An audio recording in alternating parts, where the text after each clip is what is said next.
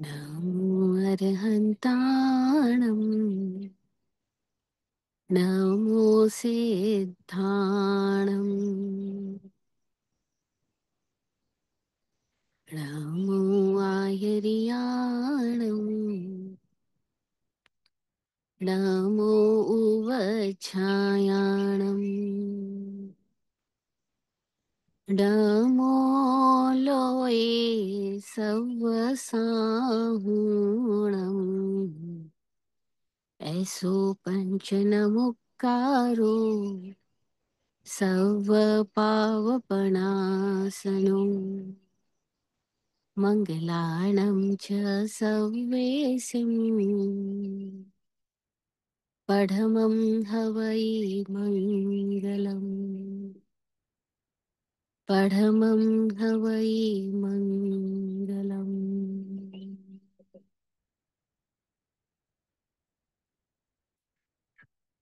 आदि मध्य और अंत जान कर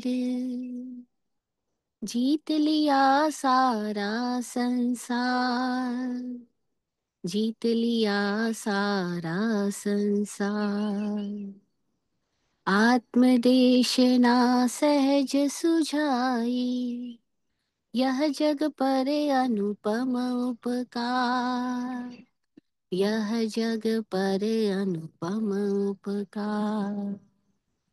द्वादश गुणधारी अरहंता, द्वादश गुणधारी अरहंता। रिद्धिम सिद्धिम कल्याणम नमो अरहन्ताणं नमो अरहन्ताणं नमो सिद्धाणं नमो आयर्याणम्। अरहत सिद्धि को भाव वंदना, शेष तीन सानिध्य सुगम नमो अरहन्ताणं नमो अरहन्ताणम्।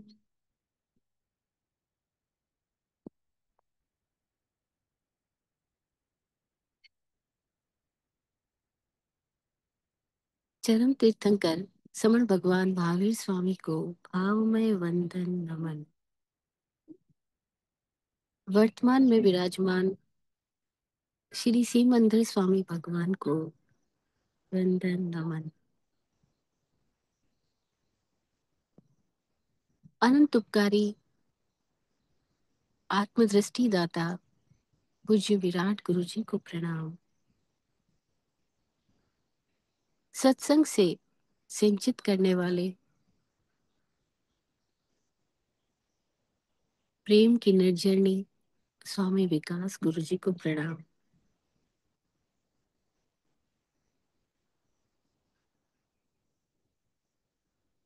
इस तत्वार्थाधिगम सूत्र के रचयिता प्रज्ञा महर्षि वाचक उमा स्वाति जी को प्रणाम।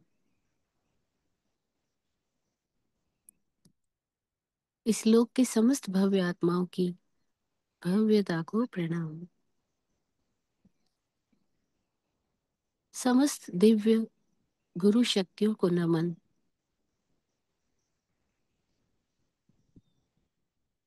हे सिद्ध परमात्मा, आपकी कृपा से हम सबका सिद्ध स्वरूप उजागर हो।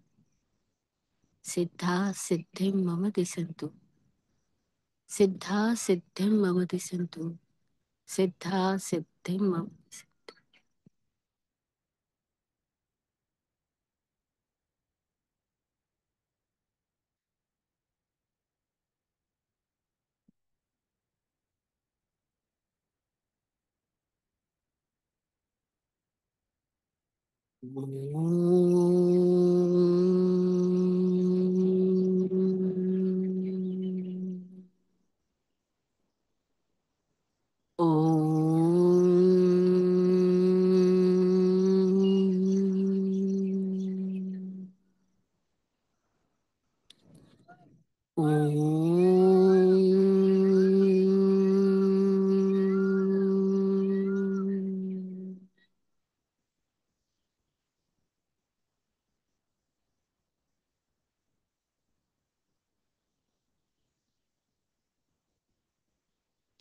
जय हो।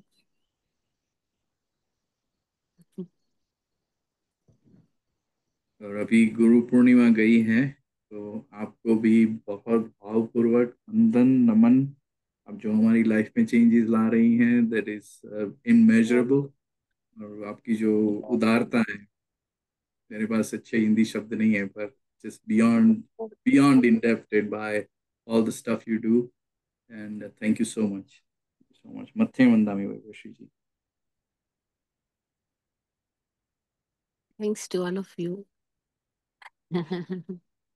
आप सब नहीं होते तो मैं क्यों बोलती। आ, ये 2 वीक हम लास्ट सेशन में नहीं थे, 2 वीक से सेशन नहीं हुआ। तो लेकिन जो तत्वार सूत्र अंदर एक म्यूजिक की तरह बजता रहता है। और बहुत ही अद्भुत सूत्र है। उस समय भगवान महावीर दे गए। आज भी ऐसा लगता है कि आधुनिक भौतिक विज्ञान, फिजिक्स जो है हमारा, अभी तक भी शायद उस जगह तक नहीं पहुंच पाया है जो पदार्थ विज्ञान, परमाणु विज्ञान भगवान महावीर दे पाए। लगता नहीं कि अभी तक भी कोई साइंटिस्ट वहां तक पहुंचा है या पहुंच पाएगा यार। ऑल्दो साइंस ने बहुत डेवलपमेंट किया, इतना डेवलपमेंट जो इमेजिनेशन के तो बाहर है, एकदम आउट ऑफ इमेजिनेशन। लगता है कि हम सोच भी नहीं सकते थे कभी कि क्या ऐसा पॉसिबल हो पाएगा हमारे लिए कि पूरी दुनिया एक मुट्ठी में हो जाएगी। बट इट इज नाउ सब कुछ ऐसा है हमारे बीच, हमारे साथ में। हमें इतनी जबरदस्त टेक्नोलॉजीज जो आज मिली है, इट्स अमेजिंग। आफ्टर ऑल जो पदार्थ विज्ञान को जानने वाले लोगों ने, जो अंदर से जानने वाले लोगों ने जाना है, वो तो और भी गहरा है। बाहर से जानना विज्ञान कहलाता है और भीतर से जानना अध्यात्म कहलाता है। ये अंतर है दोनों में, अध्यात्म और विज्ञान की अप्रोच में। विज्ञान बाहर से सारी अप्रोच करता है, वो इंद्रियों को और विकसित करता है, सूक्ष्म से सूक्ष्मतम बनाने की कोशिश करता है। लेकिन फिर भी इंद्रियां तो इंद्रियां है ना। Sciences is always indirect knowledge, it is not direct knowledge. Sensory knowledge is all based on the information and on the capacity of the senses. And the capacity of the senses is limited. So कितना भी जान ले science, वो always कहीं कहीं limit में रहता है। लेकिन जो परमात्मा जानते हैं, जो अंदर अपने भीतर काम करने वाले लोग जिसको एक्सप्लोर कर पाते हैं, वो तो आज अभी जो सूत्र आने वाले हैं हमारे सामने, तत्वार्थ अधिगम सूत्र के और भी सूत्र जो आ चुके हैं, वो इतने अद्भुत है कि मैंने बहुत सारे दार्शनिकों को पढ़ा और सुना। लेकिन वे लोग कहते हैं अस्तित्व की परिभाषा नहीं की जा सकती। अस्तित्व परिभाषा, ऑल्दो इट्स ट्रुथ, ये सही बात है कि इसकी परिभाषा नहीं की जा सकती। और ये भी सही बात है कि किसी की चीज की परिभाषा कर लेने से किसी चीज को जाना नहीं जा सकता।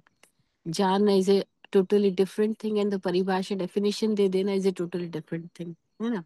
हम डेफिनेशन दे सकते हैं किसी किसी भी ऑब्जेक्ट को देख करके, ये पत्थर है, ये वृक्ष है, नदियां है, घोड़ा है, गधा है, किसी भी चीज को देख के हम उसको कोई भी डेफिनेशन दे सकते हैं। लेकिन उसके बावजूद हम घोड़ा कह देने से किसी घोड़े को नहीं जान लेते, क्योंकि सारे घोड़े अलग अलग होते हैं और हर घोड़े के भीतर की क्या स्थिति है वी डोंट नो। हम खाली उसको नाम दे देते हैं, घोड़ा है। ऐसे हम नाम दे देते पत्थर है, लेकिन हर एक पत्थर अपनी एक कहानी बयां कर रहे हैं। अभी जहाँ हम हम्पी में बैठे हैं, यहाँ जिस तरीके से पत्थरों की बनावट है और जिस तरीके से एक पत्थर दूसरे पत्थर पर रखे हुए हैं, वो देख के ही हैरानी होती है कि क्या उस समय ऐसी कोई टेक्निक थी लोगों के पास में कि ये एक पत्थर के ऊपर दूसरा पत्थर इस बात ही चढ़ा कैसे देते थे।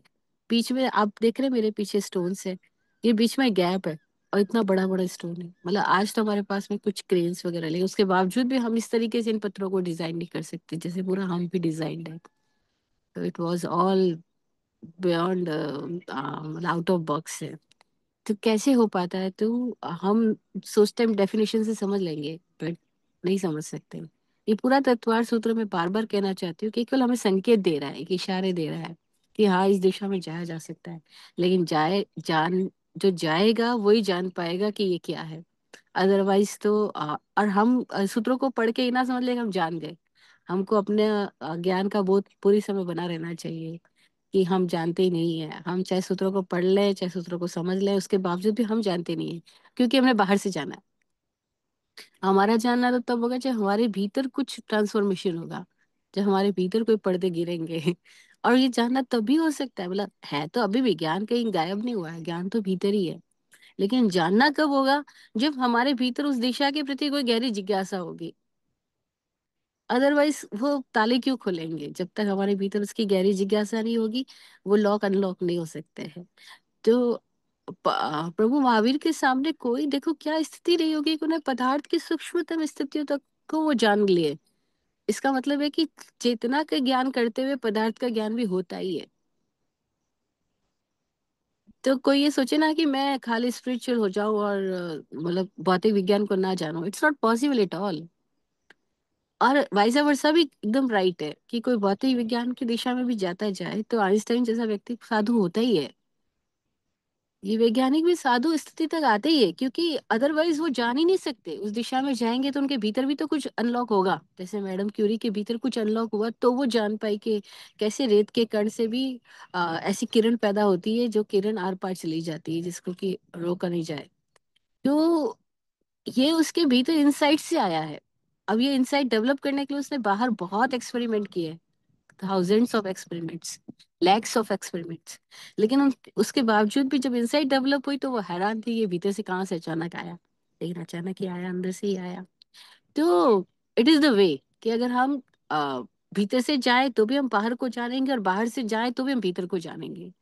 क्योंकि बहुत प्यारी, अब मैं तो ये आचार्य सूत्र का हवाला देते हुए ये सूत्र बोल रही हूँ कि जे अजत्थम जाने से बहिया जाने, जे बहिया जाने से अजत्थम जाने।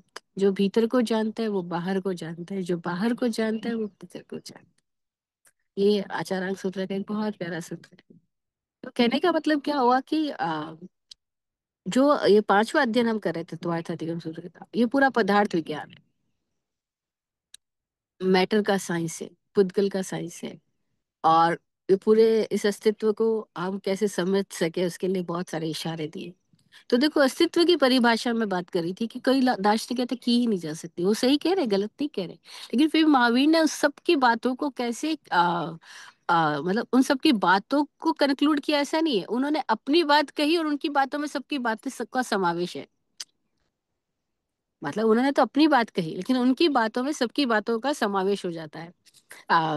मेरे को इसी बात पे एक स्वामी आनंद गंज जी जो हुए, आज से कई 101 साल से ज्यादा हो गए होंगे जिनको हुए, लेकिन वो इतने अद्भुत संत हुए, इतने अद्भुत संत हुए।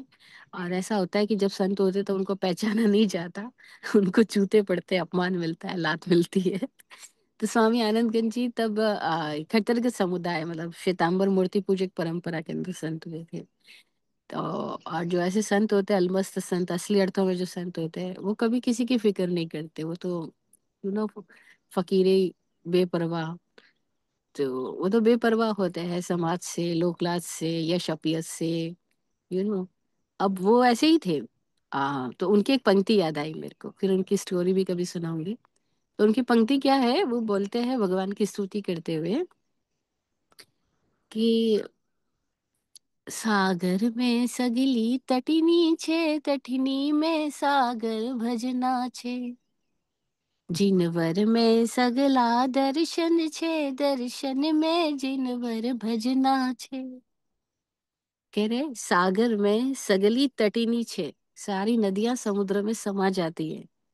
तटिनी में सागर भजना छे, नदियों में समुद्र सापेक्षतया है, पूर्णतया नहीं है, कदाचित है। भजना मतलब विकल्प से है, कंप्लीटली नहीं है, विकल्प से है तो सही क्योंकि वही अंश है।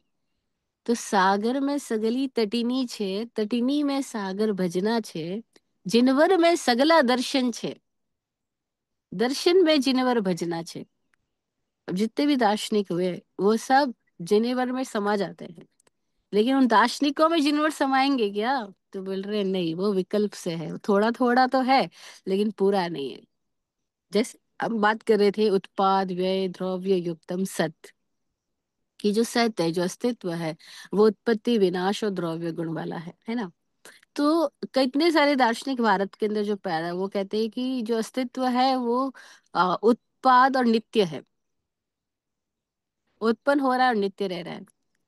कुछ ऐसे दार्शनिक है जो कह रहे हैं कि जो अस्तित्व है वो क्षणिक है, क्षणिक है। सब कुछ क्षण क्षण क्षण में बदल रहा है, व्यय व्यय व्यय व्यय हो रहा है। तो वो उत्पाद को नहीं मानते, द्रव्य को नहीं मानते, वो केवल व्यय व्यय व्यय को एग्जाम्पल सबके पास है। क्योंकि तर्क है ना, लॉजिक्स, वो किसी भी दिशा में काम में लाया जा सकता है। और सत्य की यही तो महिमा है कि वो अपने विपरीत को भी अपने में समाये हुए होता है ना, प्रतिपक्ष को भी, विरोधी को भी अपने साथ लेके चलता है। तो वो क्या बोल रहे हैं कि जो बोल रहे हैं कि व्यय वाला है, नित्य है लेकिन व्यय वाला है। कोई बोल रहे हैं सब कुछ व्यय वाला ही है। तो व्यय वाला क्या एग्जाम्पल देते हैं कि आपने रात को दीपक जलाया, सुबह तक दीपक जल रहा है, आपको लगेगा कि दीपक तो वही है, लेकिन वो जो जलाया था वो लो तो खत्म हो गई उसी वक्त। फिर अगले क्षण नई लो आई, वो खत्म हो गई, फिर अगले क्षण नई लो आई, वो खत्म हो गई। सुबह तक जो दीपक जल रहा है वो दीपक है ही नहीं जो रात को जलाया था। अभी बात तो ठीक कह रहे, गलत नहीं कह रहे, पर्याय परिवर्तन तो हो ही रहा है ना एवरी मोमेंट। लेकिन वो व्यय को फोकस कर रहे हैं। वो इसको फोकस नहीं कर रहे कि उसके बावजूद भी दीपक कोई तो एक तत्व है जो जल ही रहा है, जो लगातार जल ही रहा है। वो कोई तो एक तत्व है, चाहे वो हम उसको आ, पकड़ ना पाए, बांध ना पाए सब, लेकिन फिर भी कोई तो एक तत्व है ही। अच्छा, फिर कोई एक तत्व वो भी तो है जो उस दीपक के जलते हुए को जान पा रहा है। भाई तुमने कल भी जाना था कि दीपक जल रहा है, आज सुबह भी जान रहे हो कि दीपक जल रहा है, रात भर दीपक जला, तो वो जो जानने वाला है कि दीपक रात को जलाया था और सुबह तक जल रहा है, वो तो एक ही हुआ। अगर वो भी खत्म हो चुका, बदल चुका होता, तो किसने जाना कि रात दीपक जलाया था? तो क्षणिकवादी अपना लॉजिक देते हैं, लेकिन उस लॉजिक का भी खंडन होके फिर एक नया लॉजिक दिया जा सकता है। तो लॉजिक से कुछ भी हल नहीं होता। बट स्टिल अभी भी कुछ महीनों, कुछ दिनों पहले इसकी केरला की एक कोर्ट के अंदर में बहस चल रही इस बात को लेकर के कि सुंदर सौंदर्य की परिभाषा क्या है। अब देखो, साउथ इंडियन के लिए ब्यूटी का डेफिनेशन कुछ और होगा, नॉर्थ इंडियन के लिए ब्यूटी का डेफिनेशन कुछ और होगा, वी नो वेरी वेल ना। गुजराती कुछ और डेफिनेशन से करेंगे। अब ब्यूटी किसको कहेंगे, अब किसी के लिए क्या ब्यूटी है? तो वो कहेंगे कि ऑब्जेक्ट में ब्यूटी है या देखने वाले की, क्योंकि याद कहावत है ना कि beauty behold in the eyes. तो जिसकी जो देख रहा है उसकी आंखों में सौंदर्य है। तो अब कितनी सारी परिभाषाएं हो जाएगी, लेकिन उस आफ्टर ऑल वो बहुत ज्यादा वहां बहस कर रहे हैं कोर्ट के अंदर में। अब भी कुछ दिनों पहले की बात है, ये घटना है।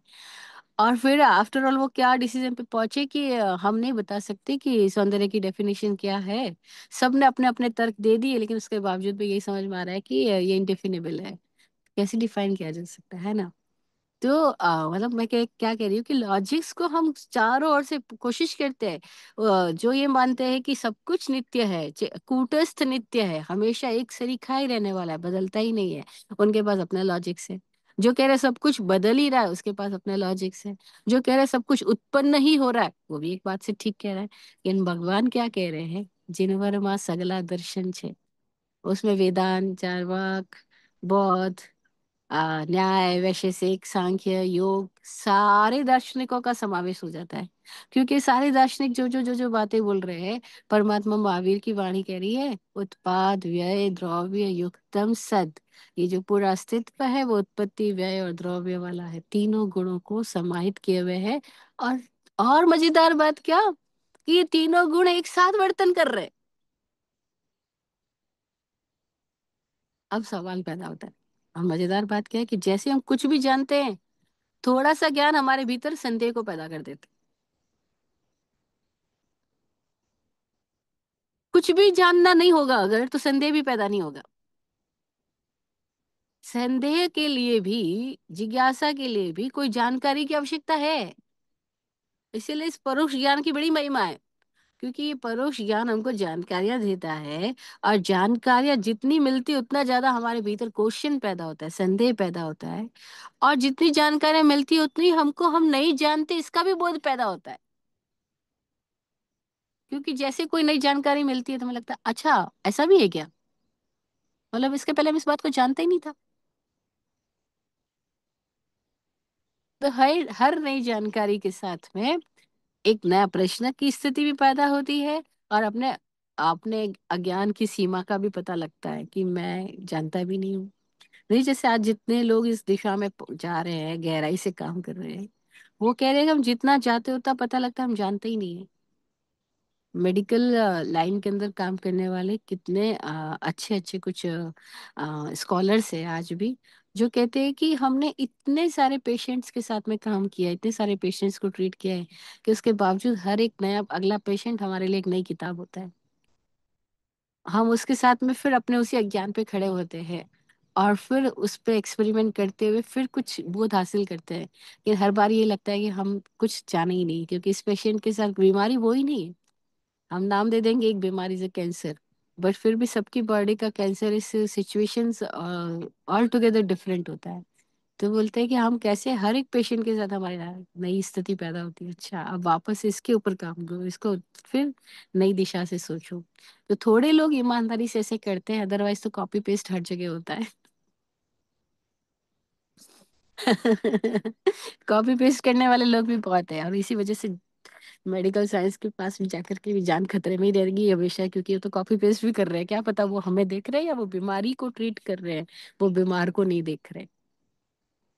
तो बीमारी एंड बीमार बोथ ऐसे सिनोमेना है कि फिनोमिना है कि कभी डिफरेंट भी है और कभी एक भी है, इसीलिए इनको समझने के लिए हर एक के साथ एक नई स्थिति में खड़ा होना होता है। मतलब हर एक प्रश्न के साथ हर एक नए अज्ञान की दिशा में खड़ा होना पड़ता है, कि मैं अज्ञानी हूँ, मैं नहीं जानता हूँ। और फिर उस प्रश्न के साथ में फिर ज्ञान की दिशा में नई यात्रा शुरू हो जाती है। तो जैसे ही ये सवाल आया भाई, कि भाई अस्तित्व क्या, तो हमने ये परिभाषा से जाना 5वें अध्याय के 29 सूत्र में, हम लास्ट सेशन में बात कर चुके, कि उन्होंने कहा उत्पाद, व्यय और द्रव्य हर क्षण उत्पन्न भी हो रहा है, हर क्षण नष्ट भी हो रहा है, और फिर भी कुछ है जो सदा मौजूद है। और सदा मौजूद रहते हुए उसके अंदर उत्पत्ति और विनाश दोनों भी सदा क्षण क्षण क्षण समाहित है। और ये जो उसका स्थिति है, वो उसका तद्भाव है। तद्भावा व्ययम नित्यम, 30th सूत्र में हमने जाना था। ये उसका तद्भाव है, तद्भाव यानी वस्तु का स्वरूप ही ऐसा है। और ये अव्यय है, यानी ये खत्म नहीं होने वाला है, इसलिए ये नित्य है।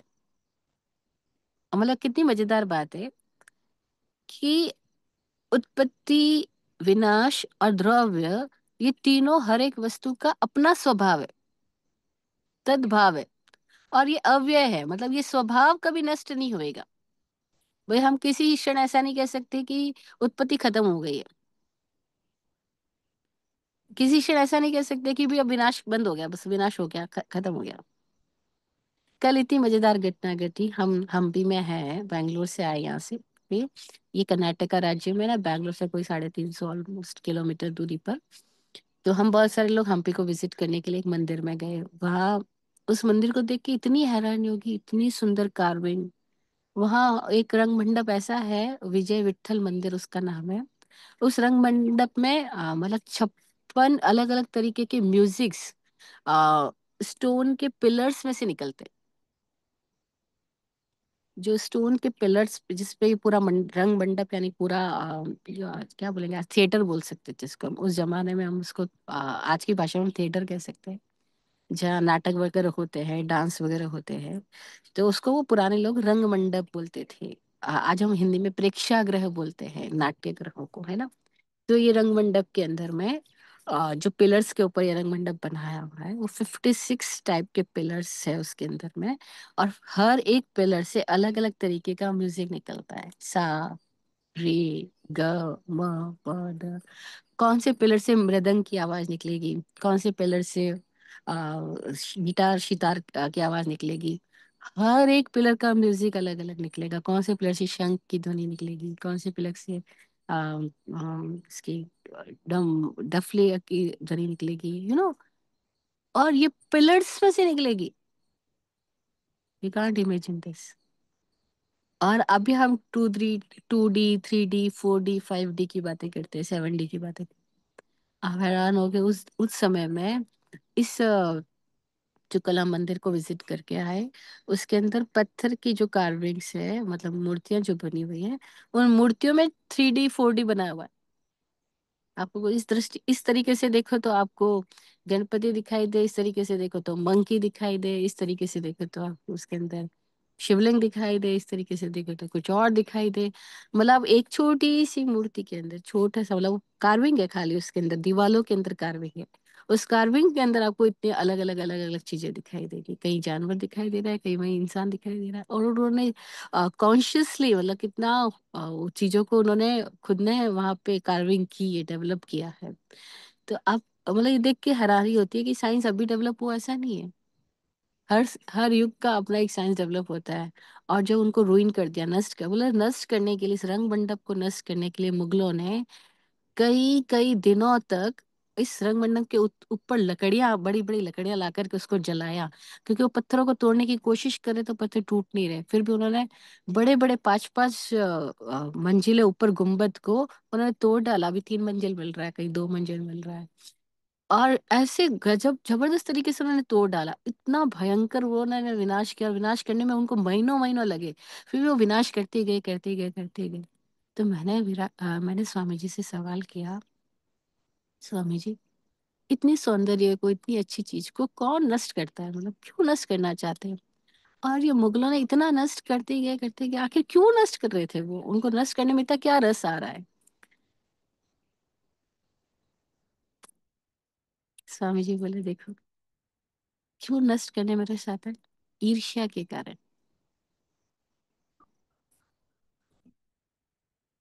ईर्ष्या, जेलिसी के कारण। जेलिसी होती है कि कोई हमसे ज्यादा कैसे समृद्ध है, कोई हमसे ज्यादा कैसे ज्ञान विज्ञान में डेवलप है, कोई हमसे ज्यादा कैसे ये इतना सौंदर्य, इतना सब कुछ साधना कर रहा है, इतना कुछ प्रकट कर पाया है। तो हमसे ज्यादा को देख करके कोई लोग तो तारीफ करेंगे, कोई लोग खुश होंगे, कोई लोग उसको सीखने की कोशिश करेंगे। और कोई इतनी ईर्ष्या से, अपनी कमजोरी के वजह से वो कुछ अच्छा तो नहीं कर पा रहे, तो वो अच्छे को नष्ट करने का प्रयास करें। और ये प्रयास हर युग में चलता आ रहा है, ईर्ष्या के कारण से। भाई महावीर के ऊपर गौशाला क्यों तेजोलिशा छोड़ रहा है? क्योंकि ईर्ष्या हो रही है ना, महावीर की रिद्धि समृद्धि देखी नहीं जा रही, महावीर की मस्त वगैरह से देखी नहीं जा रही। तो महावीर की बात चल रही है और लोग महावीर की बात सुनने जा रहे हैं, और मेरी बात नहीं सुनने आ रहे, ये चीज देखी नहीं जा रही। और इस ईर्ष्या के कारण से वो अपनी तेजोलिशा का प्रहार महावीर पे कर देता है। इस ईर्ष्या के कारण से ओशो को अमेरिका से निकाल दिया जाता है। ये खुद तो कुछ कर नहीं रहा, और इतनी रोल्स रॉयस, इतना बड़ा साम्राज्य, ये लोग, ये सब इसका, ये सब क्यों चल रहा है? तो गवर्नमेंट बर्दाश्त ही नहीं कर सकती, निकाल दो इसको यहाँ से। अच्छा, क्या हो गया निकालने से? वो आदमी जो किसी का कोई नुकसान नहीं कर रहा है, वो अपने ध्यान मोहन में बैठा है, तुमको क्या दिक्कत हो रही है? लेकिन दिक्कत हो रही है ईर्ष्या, जेलसी। और जेलसी की वजह से पूरा राज्य को उन्होंने तहस नहस कर डाला। और कल हम इसका हिस्ट्री जान रहे थे, हम जब विजिट करने गए तो वहां पे गाइड बता रहा था कि जब यहाँ का शासक राजा कृष्णदेव राय थे, और उसके पहले जो शासक थे, उस समय में ये जो विजयनगर राज्य था, ये कन्याकुमारी से लेकर के उड़ीसा तक फैला हुआ था। और कह रहे पूरे वर्ल्ड का पांचवा समृद्ध नगर ये था, हम्पी। जहाँ इतनी सब्जियों, जिस तरह से सब्जियां बिकती है, वेजिटेबल्स जिस तरह से बेची जाती है, गली पे बैठ करके हम देखते हैं, इंडिया में आपने देखा होगा कि गली के बाहर ही लोग सब बैठ के वेजिटेबल्स के ठेले लेके खड़े होते हैं। वैसे यहाँ पे सोना या चांदी और अशर्फिया, हीरे माणिक मोती ऐसे बिकते थे। ये पूरे वर्ल्ड का ट्रेडिंग सेंटर, का ये ट्रेडिंग सेंटर था। कि यहाँ से लोग जाते थे और आते थे, अरब के देशों से लोग आते जाते थे, रास्ता था उनका। और इतना समृद्ध था एक टाइम पे, और हर प्रकार की जाति धर्म के लोग रहते थे। लेकिन कोई शासक ऐसे भी आए जिन्होंने पूरा नष्ट भ्रष्ट ही कर डाला। और इतिहास को हमारे यहाँ पे इतना विकृत करके इंडियंस के सामने हिस्ट्री को पढ़ाया जाता रहा, क्यों? क्योंकि जब तक ये बुक्स, एजुकेशन सिस्टम इस टाइप का जो चालू हुआ, तब तक ब्रिटिशर्स आ चुके थे। तो ब्रिटिशर्स ने सारा पढ़ाने का सिस्टम पूरा चेंज कर दिया। तो उन्होंने किसी तरह से इंडिया की जो विशेषताएं हैं उनको बखूबी पढ़ाने की बजाय दूसरे शासकों की विशेषताओं को पढ़ाना शुरू कर दिया। और इस तरह से इंडिया का पॉलिटिकल कल्चरल एजुकेशनल सिस्टम सारे कैसे रूइंड किए जा सके। उनके पास सिस्टमेटिक सारी व्यवस्थाएं थी और वैसे करते चले गए और हम करवाते चले गए। लेकिन आज भी एक एक पत्थर अपनी एक एक स्टोरी लेके बैठा है। अरे क्या बोल रहा है, हवा का एक एक कण जैसे कोई बहुत बड़ी कोई गाथा सुना रहा है, लेकिन हम सुन नहीं पाते। हम सुन पाए तो इतना अद्भुत है ये सब कुछ। तो मतलब विनाश, तो मेरा क्वेश्चन था विनाश क्यों, लेकिन विनाश है। अब क्वेश्चन एक पैदा होता है कि जब उत्पत्ति हो रही है तब विनाश नहीं हो रहा है क्या। आप कह रहे हो उत्पाद व्यय द्रव्य एकदम सत, तो पर एक साथ दिखाई तो नहीं दे रहा है कि जब ये पैदा हो रहा है तभी ये मर रहा है। एक साथ दिखना चाहिए कि ये पैदा भी हो रहा है मर भी रहा है। लेकिन जब ये पैदा हो रहा है तो हमें खाली बड़ा होना दिख रहा है कि अभी बच्चा पैदा हुआ, अभी 1 साल का हो गया, अभी 2 साल का हो गया, 3 साल। हमें मरता हुआ कब दिखलाई पड़ता है, जब वो 70-80 साल का हो गया, अब हमें लगता है हाँ अभी डिटोरिएट हो रहा है, अभी मर रहा है। तो अगर एक साथ ही दिखाई देने लग जाए कि जन्म में ही मृत्यु दिखाई देने लग जाए, इस साम्राज्य के बसने में ही साम्राज्य का उजड़ना भी दिखाई देने लग जाए, इस नाम होने में यश होने में अपयश भी दिखाई देने लग जाए, इस मिलन में ही जुदाई दिखाई देने लग जाए, क्या ऐसा पॉसिबल है कि हम आदि में ही अंत को भी देख पाए। आज का सेशन स्टार्ट होने के साथ हमने जो मंगलाचरण गाया था उसमें ये वर्डिंग्स थे कि आदि मध्य और अंत जानकर जीत लिया सारा संसार।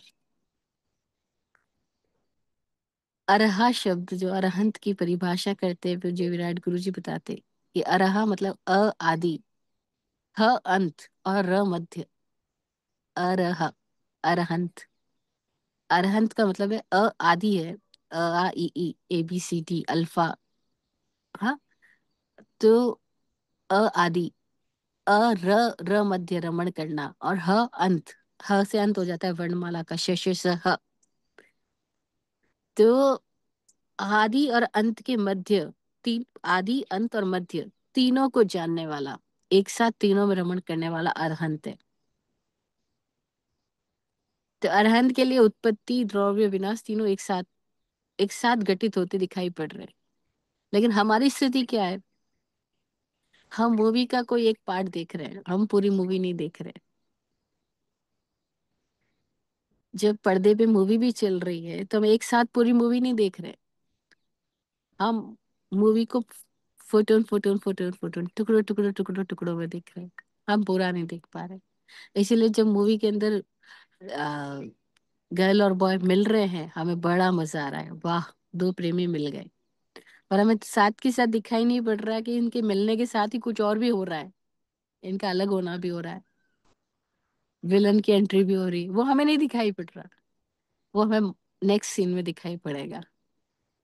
तो ऐसा क्यों है। तो इसके लिए ये जो अगला सूत्र आ रहा है, आज का जो सूत्र है, सूत्र नंबर 31। 29 was उत्पाद व्यय द्रव्य एकदम सत, एंड 30th was तद्भावा व्यय नित्यम। एंड दिस इज द 31 सूत्र। ये कह रहा है अर्पिता नर्पित सिद्धे। सूत्र है अर्पिता नर्पित सिद्धे। अर्पित और अनर्पित से सिद्धि होती है। सिद्धि होती है मतलब कैसे, कि ये जो हमने बात कही कि सत्य क्या है नित्य क्या है, उसके बावजूद भी जब ये क्वेश्चन पैदा होता है कि भाई एक साथ क्यों नहीं दिखाई देता, तो इसका कारण ये है कि अर्पित और अनर्पित, अर्पित मतलब कुछ चीजें प्रमुख हो जाती है, और अनर्पित का मतलब कुछ चीजें गौण हो जाती। प्रमुख हो जाती है मतलब प्राइमरी हो जाती है, सिग्निफिकेंट पा लेती है, सामने आ जाती है, प्रकट हो जाती है। अनर्पित का मतलब है अभी वे चीजें सेकेंडरी हो गई है, अभी चीजें अंदर बैठी है। जैसे आप एक नाटक के अंदर देख रहे हो कि 20 लोग काम कर रहे हैं, लेकिन एक ही टाइम पे 20 लोग स्टेज पे नहीं है। पर्दे पे एक पहले एक आता है, वो अपना डायलॉग बोल के चला जाता है, फिर दूसरा आता है, वो अपना डायलॉग बोल के चला जाता है। तो सबका समय अलग अलग है, सब अपना अपना डायलॉग बोलने के लिए अलग अलग टाइम पे आ रहे हैं। जब कोई सामने आ गया वो प्रकट हो गया, बाकी के लोग अप्रगट हो गए। तो ये बात वही सूत्र के माध्यम से कह रहे हैं। अर्पिता नर्पित सिद्धि। अर्पित और अनर्पित से सिद्धि होती है। सिद्धि होती है का मतलब क्या कि कैसे हम इस सत्य और नित्य को समझें। तो सवाल जब पैदा हुआ तो सवाल के जवाब में ये सूत्र दिया गया है। अब सवाल क्या पैदा हुआ कि हमें तो एक साथ नहीं दिखाई दे रहा है कि उत्पत्ति, द्रव्य और विनाश तीनों एक साथ में है। हमें तो इसका नित्यता भी नहीं समझ में आ रही है। हम कैसे मान लें कि जब दिन है तभी रात भी है, जब रात है तभी दिन भी है। तो ये सूत्र कह रहा है कि ये पूरी प्रकृति अनेकांत आयामी है, अनेक आयामी है, अनेक गुण धर्म वाली है। हर वस्तु अनेक गुण धर्म वाली है। एक ही टाइम में इस वस्तु के अंदर बहुत सारे रंग है, बहुत सारे गंध है, बहुत सारे रस है, बहुत सारे स्पर्श है। सारा कुछ वर्ण गंध रस स्पर्श सभी एक ही समय में सब कुछ इसमें मौजूद है, लेकिन दिखलाई कितना पड़ेगा। तो बोल रहे दिखलाई पड़ने के लिए जो सामने आ गया है, जो प्रत्यक्ष हो गया है, जो प्रकट हो गया है, वो अर्पित, वो तो दिखाई पड़ेगा। जो अभी छुपा हुआ है वो अनर्पित है। और किसी समय में अनर्पित अर्पित हो जाएगा, अर्पित अनर्पित हो जाएगा। और इस तरह से हमें वस्तु तत्व की सिद्धि होगी। वस्तु तत्व को समझने के लिए हमें ये समझना होगा कि इस टाइम में, मतलब जैसे बोलते हैं ना, किसका टाइम चल रहा है। किसका टाइम चल रहा है का मतलब क्या है? अभी कौन अर्पित है, अभी कौन प्रकट हुआ है, फिर उसका टाइम चला गया, यानी वो अनर्पित हो गया। जैसे हम बोलते एक टाइम के अंदर वो हीरो हुआ करता था। अब किसी का नाम ले, चाहे राजकुमार का नाम ले लें। एक टाइम में राजकुमार हीरो हुआ करता, एक टाइम में राजेश खन्ना फेमस था, एक टाइम में शाहरुख खान फेमस रहे, सलमान खान फेमस है, अमिताभ बच्चन। तो अभी समय अलग अलग समय पे उनका, तो ये क्या हुआ, अर्पित अनर्पित, प्रमुखता पाएंगे फिर गौण हो जाएंगे। तो हम बोल रहे हैं अरे सूरज है, दिन है, तारा कहाँ, चांद कहाँ, वो सब तो अस्त हो गए। तो इस सूत्र कह रहे हैं नहीं, वो अस्त नहीं हुए हैं, वो सब भी यही मौजूद है। तो साइमल्टेनियसली वो भी इसी आकाश गंगा में यहीं पर मौजूद है, सारे चांद तारे सब कुछ। लेकिन जब सूरज प्रमुखता पा रहा है, जब वो अपना प्रकाश फैला रहा है, अपनी गरिमा के साथ प्रकाशित हो रहा है, उस टाइम में चांद तारे सब फीके पड़ गए हैं, अनर्पित हो गए, इसीलिए वो हमें दिखलाई नहीं पड़ रहे। है वहीं के वहीं, कहीं गायब नहीं हो गए कि घर में जाके बैठ गए, दुबक के बैठ गए, कभी तो सूरज आ रहा है, चलो चलो जाओ, चुप के अंदर जाके बैठ जाते। नहीं, वो कहीं जाके बैठ नहीं गए, वो वहीं पर अपने अपने स्थानों पर ही है। हालांकि अपने स्थानों पे अपनी जगह गति कर रहे हैं, लेकिन है वहीं पर, आकाश गंगा में ही है। लेकिन हमें क्यों नहीं दिखाई पड़ रहे? अर्पिता नर्पित सिद्धि। एक समय में सारे आयाम प्रकृति प्रकट नहीं करती है। वो प्रकृति के अपने तरीके हैं चीजों को प्रकट करने के और गुप्त करने के। इसीलिए जब बसंत आ रहा है, तब शिशिर अपनी खुमारी में सोया हुआ है। जब शिशिर ऋतु आ जाएगी, तब बसंत कहीं विदा हो जाएगा। लेकिन रहेगा कहाँ, रहेगा यही कहीं। तो जानकार लोग क्या बोलते हैं, जब उनसे पूछा गया सूर्योदय सूर्यास्त, तो वो कहते हैं ना तो सूर्य का कभी उदय होता है, ना कभी सूर्य का अस्त होता है। सूर्य तो उदय और अस्त की सीमाओं के परे की बात है। सूर्य तो सदाई गति कर रहा है, सदाई वो प्रकाशमान ही है, वो अस्त भी नहीं होता, कभी उदय भी नहीं होता। तो फिर ये सूर्योदय सूर्यास्त क्यों कहा गया? सापेक्षता कहा गया, अर्पित अनर्पित सिद्धे। अर्पित अनर्पित सिद्धे सूत्र यहाँ पे प्रयोग होगा कि अब यहाँ जरूरत है कि इस समय हमें सूर्य को सूर्योदय कहना है, क्योंकि सूर्य अभी हमारे लिए प्रकट हुआ है, तो वो ऑलवेज प्रकट, वो कभी उदय नहीं होता, कभी ऐसा नहीं होता, वो तो अपनी गति से चल रहा है। लेकिन हम अपनी अपेक्षा से जहाँ बैठे, पृथ्वी के जिस कोने पर हम बैठे, उस कोने पे इस समय सूर्योदय हुआ है। आप जिस कोने पे बैठे उस समय भी रात है। जब मैं अमेरिका वालों से इस समय बात कर रही हूँ, तो इंडिया में तो ये सुबह का टाइम हो रहा है और अमेरिका में ये रात का टाइम हो रहा है। अब दोनों एक साथ है। हाँ, एक साथ है। तो फिर हम किसको दिन कहे, किसको रात कहे? तो क्या दिन सत्य है, रात सत्य है? No no no no, it is not truth, it is fact. And the difference is between truth and fact. तथ्य और सत्य में फर्क है। तथ्य बदलता हुआ सत्य है, fact is the changeable truth, and truth is the unchangeable situation. सत्य वो जो कभी नहीं बदलता। लेकिन तथ्य क्या है, वो बदल रहा है कि अभी आपके वहां रात है, मेरे यहाँ दिन है। लेकिन 12 घंटे बाद जब आप बात करेंगे तो मेरे यहाँ रात होगी, आपके यहाँ दिन होगा। तो फिर दिन रात क्या है, सत्य नहीं है? नहीं नहीं, सत्य नहीं, तथ्य है, फैक्ट है। फैक्ट क्या है? फैक्ट रिलेटिव टर्म में है, सापेक्षतया है। अभी है, फिर वो अगले क्षण का फैक्ट बदल सकता है, क्षेत्र बदल जाए, फैक्ट बदल जाए। तो फैक्ट बदलता हुआ सत्य है। और जो फैक्ट को ना समझ करके कुछ और अपना भ्रम में चला जाए, उसको हमने मृषा बोला, मिथ्या बोला, कि वो तथ्य में नहीं है, वो अतथ्य में चला गया। अतथ्य में क्यों चला गया? जैसे हम बोलते हैं किसी को पीलिया हो गया, तो उसको हर चीज पीली पीली दिखाई दे रही है। तो अब ये हमारे लिए तो, हमको लगेगा ये हर चीज पीली क्यों देख रहा है, उसको वो तथ्य लग रहा है, लेकिन हकीकत में वो मिथ्या है। मिथ्या क्यों है? क्योंकि उसके भीतर कोई ऐसी स्थिति पैदा हो गई है कि उसको उस चीजों को यथार्थ देख नहीं पा रहा। तो जब यथार्थ देखे, एज इट इज देखा जाए, और वो निरपेक्ष होके देखा जाए, उसको सत्य कहा। जो किसी अपेक्षा को लेके देखा जाए, कहा जाए, उसको तथ्य कहा, फैक्ट कहा। तो हमें फैक्ट को समझना होगा। इट इज फैक्ट की day and night, but it is not truth. ये सत्य नहीं है दिन रात, तथ्य है दिन रात। ये बदलते हुए सत्य है, बदलता हुआ मौसम है, इसलिए इसको मौसम कहा गया। ये बदल रहा है। पुद्गल कहा गया क्योंकि ये बदल रहा है। ये एक ही साथ में उत्पन्न भी हो रहा है, नष्ट भी हो रहा है, फिर भी है, और फिर भी प्रतिपल बदल भी रहा है। तो इसलिए इसको पुद्गल शब्द दिया भगवान ने। तो ये तथ्य है, बदलता हुआ सत्य। तो सूत्र कह रहा है अर्पिता नर्पित सिद्धि। अर्पित और अनर्पित से सिद्धि करनी होगी। हम एक समय में एक साथ वस्तु के अनंत गुण धर्मों को प्रकट नहीं कर सकते। वस्तु खुद भी प्रकट नहीं कर सकती, बयान नहीं कर सकती, अभिव्यक्त नहीं कर सकती। तो हम अभिव्यक्ति के लिए हमें सापेक्षता को लाना होगा। और सापेक्ष कथन ही हो सकता है, सापेक्ष ही समझा जा सकता है।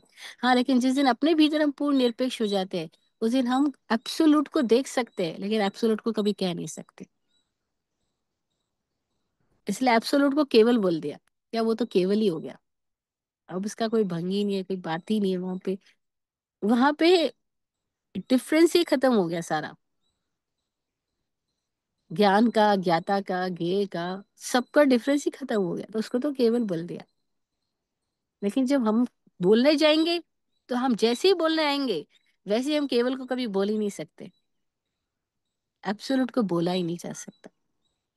इसीलिए लाओत्से को जब कहा गया, लाओत्से जो चीन के अंदर एक अद्भुत व्यक्ति हुआ, अगर आपने उसका नाम सुना हो तो उसको जब कहा गया कि तुम कुछ कहो, तुमने जो जाना है वो कह करके जाओ, तुम ऐसे विदा नहीं हो सकते। क्योंकि उसने कहा कि मैं देश छोड़ने वाला हूँ।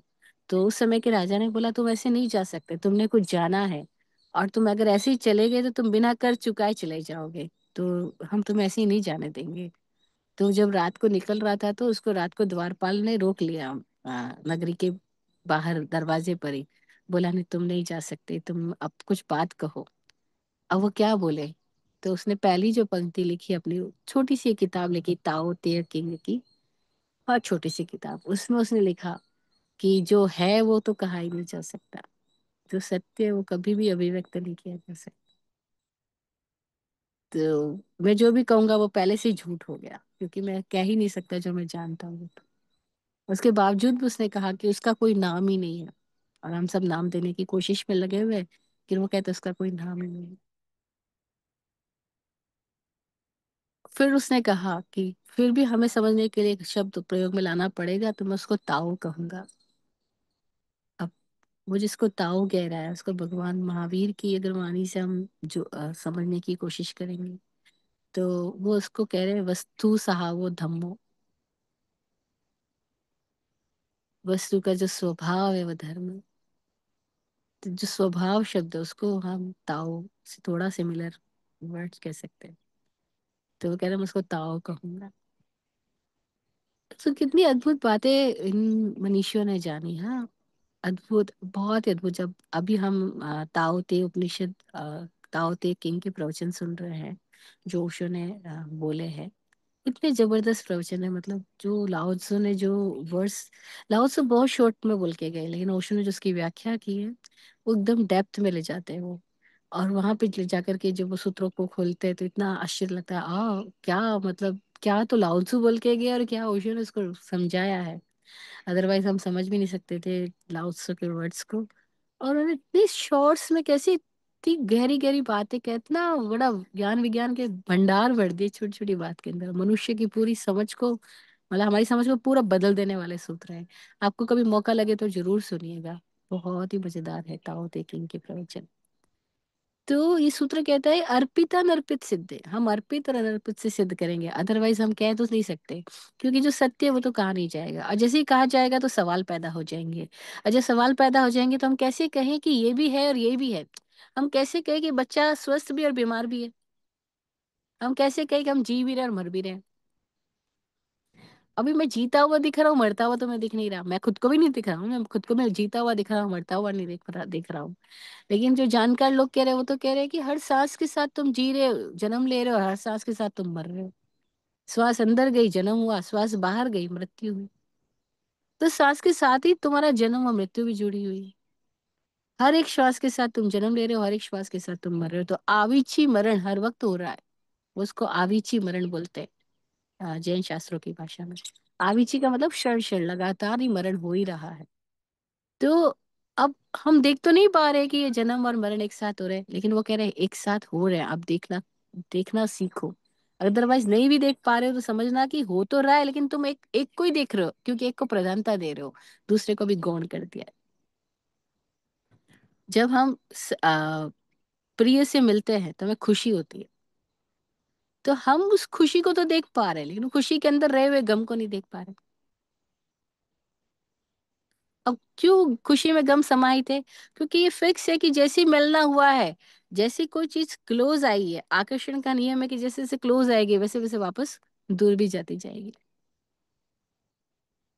तो ताहो ते किंग का भी हमने एक लास्ट सेशन सुना था, उसमें वो लाउत्जू बोलते हैं कि अंतरिक्ष में फैलाव, अनुगामिता अपने वापस मूल स्रोत तक लाती है, प्रतिगामिता होती ही है। आप जितना अंतरिक्ष में फैलते हो उतना ही आप अपने केंद्र बिंदु पर वापस लौट के आते ही हो। अनुगामिता प्रतिगामिता को अपने में समाहित किए हुए है। अब जिसको अगर हम आज इस भाषा में समझे, लॉ ऑफ अट्रैक्शन है तो लॉ ऑफ रिपल्शन भी मौजूद ही उसके अंदर। अगर खाली लॉ ऑफ अट्रैक्शन ही काम कर रहा हो तो हर व्यक्ति उसी अच्छी अच्छी अच्छी चीजों को अट्रैक्ट करते ही जाएगा, करते ही जाएगा, करते, वो कभी भी गम को क्यों अट्रैक्ट करेगा, कभी दुख को क्यों, बीमारी को क्यों, मृत्यु को क्यों अट्रैक्ट करेगा। लेकिन नियम ये है कि जैसे ही आप एक चीज को अट्रैक्ट करते हो उसका ऑपोजिट भी उसके साथ आता ही आता है, प्रतिपक्ष भी उसकी तरफ गति कर ही रहा होता है। तो जैसे ही हमने सोचा फेमस, फेमस होने के साथ की साथ जो डी फेम की स्थितियां है वो भी साथ के साथ जुड़ के आ ही रही है, हम देख नहीं पा रहे। तो सूत्र कहता है अर्पिता अर्पित सिद्धे। अभी तुमको फेम दिखाई दे रहा है, लेकिन फेम के साथ ही डी फेम समझ नहीं आ रहा। जैसे ही तुमको थोड़े लोग जाने, इसका मतलब बहुत सारे लोग नहीं जाने ना। पर वो जो बहुत सारे लोग नहीं जाने उसको हम नहीं देख रहे हैं, हम थोड़े लोग जाने वो हम देख रहे हैं, कह रहे थोड़े लोगों ने मेरी तारीफ की। और बहुत सारे लोगों ने तो जाना ही नहीं, वो तो हम देख ही नहीं पा रहे।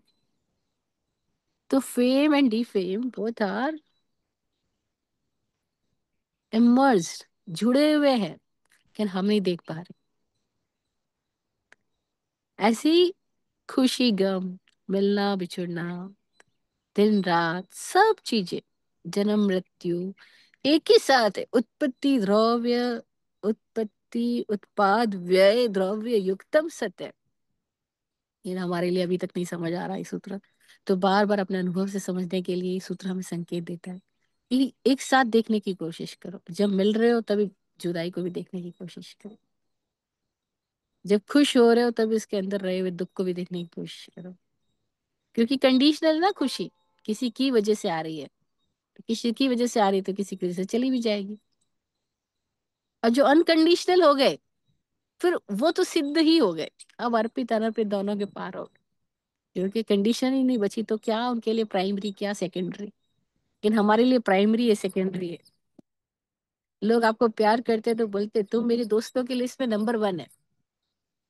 बोले, अपन खुश हो गए। वाह, मेरे को अपन को भाई ने नंबर 1 दोस्त बोला है ना। अपन एकदम खुश हो जाते हैं। लेकिन उनको हमको पता ही नहीं है कि नंबर 1 बोला, इसका मतलब भी है कि अब बहुत सारे नंबर है। और जो 1 नंबर पे, वो किसी भी दिन किसी और नंबर पे चला जाएगा, कोई और नंबर 1 पे आ सकता है। सब कंडीशनल है। सारे नंबर सापेक्ष रिलेटिव्स है। इसीलिए शून्य जो है, चाहे कोई नंबर ही नहीं है, केवल वही कंप्लीट है। तो उसको सिद्ध बोला, और सिद्ध के साथ भी वर्ड दिया, बुद्ध और मुक्त, सिद्ध बुद्ध मुक्त।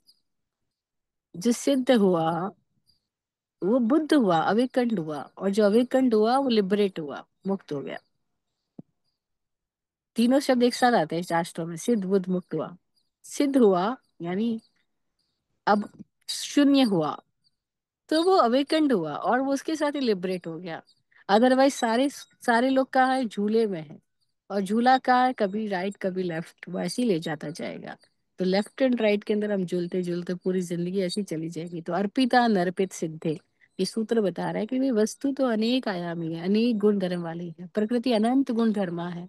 हर वस्तु अपने से विपरीत गुणों को भी अपने में समाहित किया गया है। लेकिन हम क्यों नहीं देख पा रहे। तो बोल रहे हैं हम उतने को ही देख पाते जो उस समय प्रकट होता है, जो उस समय सामने आता है। हम उसी डायमेंशन को देख पाते हैं। बाकी के डायमेंशंस जो है वो अंदर दबके रह जाते हैं, लेकिन फिर वो डायमेंशन सामने आते हैं तो ये चले जाते हैं। स्वामी राम कहा करते थे, बहुत प्यारी बात कहते थे। स्वामी राम तीर्थ हुए भारत के अंदर, एक अद्वैत दर्शन वेदांत के योगी सत्पुरुष हुए। वो कहते थे कि आ, देखो, कभी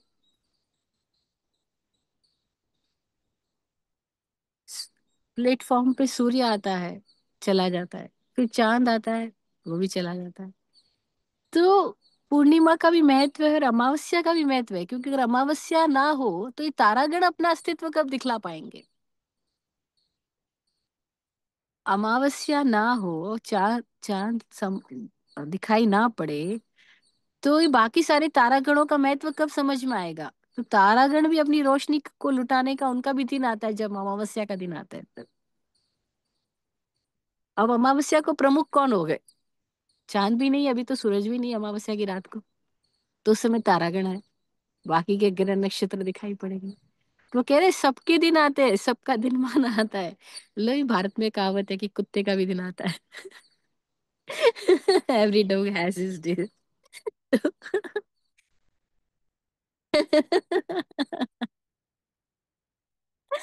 तो बड़ा प्यारा सूत्र है, अर्पित अनर्पित सिद्ध कहता है भाई, सारे गुण धर्म में से कोई अर्पित है कोई अनर्पित है। किसी समय ये चल रहा है, किसी समय वो चल रहा है, लेकिन वो समाहित अंदर ही है। तो जब डॉक्टर से पूछा गया भी ये कैंसर सेल कैसे पता लगे कि बॉडी में कैंसर है, तो बोलते कि नहीं, इस बॉडी में कैंसर ऐसी बात नहीं है, सारी सबकी बॉडी में कैंसर सेल है। कैंसर तो है ही, हमारे सबकी बॉडी के अंदर ऐसे सेल्स है ही जो कैंसरस सेल्स होते हैं। क्योंकि बॉडी के अंदर जैसे डिऑक्सीफिकेशन होता है, वैसे वैसे कैंसरस सेल्स तो रहते ही है, लेकिन वो चलते चले जाते हैं, मरते चले जाते हैं, खत्म हो जाते हैं। लेकिन कोई कोई शैतान उपद्रवी होते हैं, वो मरते नहीं है, वो बाकी लोगों को मारने लग जाते हैं। तो बोला कि बॉडी में है, लेकिन किसको प्रकट होएगा। तो अब ये बात शास्त्र की भाषा में कहते, तो शास्त्र कहते हैं कि भाई हमारी बॉडी में 7 करोड़ रोम है। तो प्रत्येक रोम के अंदर 2.25 करोड़ रोग छुपा हुआ है। प्रत्येक रोम में 2.25 करोड़ रोग छुपे हुए हैं। लेकिन जब भी तुम्हारे को साता वेदनीय चल रहा है तो तुमको वो रोग दिखाई नहीं पड़ेंगे। जब यह साता वेदनीय होएगा तो सारे रोग उभर के बाहर आ जाएंगे। तो दिनमान आते हैं, अभी पता नहीं किसका दिनमान अभी अच्छा चल रहा है, दिनमान तो हमारी बॉडी में से मजेदार है, तो बोल रहे इसमें से अमृत निकाल लो भैया। जब स्वास्थ्य के दिन है तभी अमृत निकाल लो। फिर बीमारी में अमृत निकालना कठिन कठिन होगा, मुश्किल असंभव नहीं होगा, लेकिन कठिन होगा।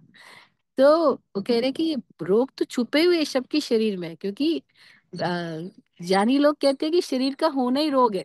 क्योंकि शरीर अपने आप में जेल है और हम एक जेल में कैद है, तो शरीर का होना रोग है, फिर शरीर में भी रोग है।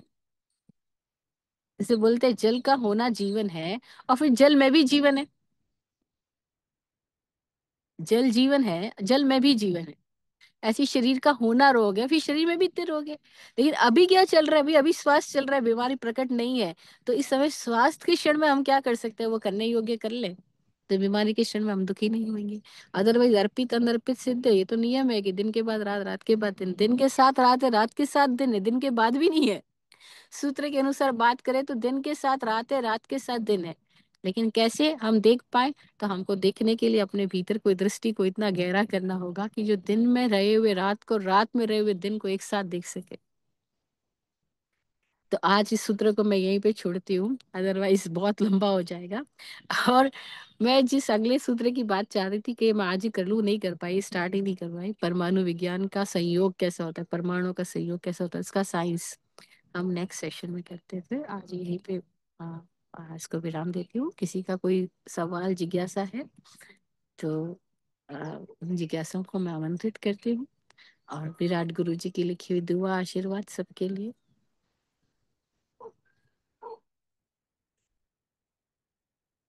आप फूलो फलो, हो जिंदगी मखमल मुलायम। आप फूलो फलो, हो जिंदगी मखमल मुलायम। आपकी हर खुशी पे है हमारी जान सदके। दुआ करते हैं चुपचाप दिल की थाप से हम। दुआ करते हैं चुपचाप दिल की थाप से हम।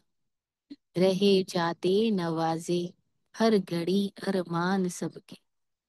अमन और चैन से गुजरे आपका वक्त सारा। अमन और चैन से गुजरे आपका वक्त सारा। रुख पे खिलती रहे यूं रूह की मुस्कान खुल के। रुख पे खिलती रहे यूं रूह की मुस्कान खुल के। जय हो, जय हो, जय हो। सबका कल्याण।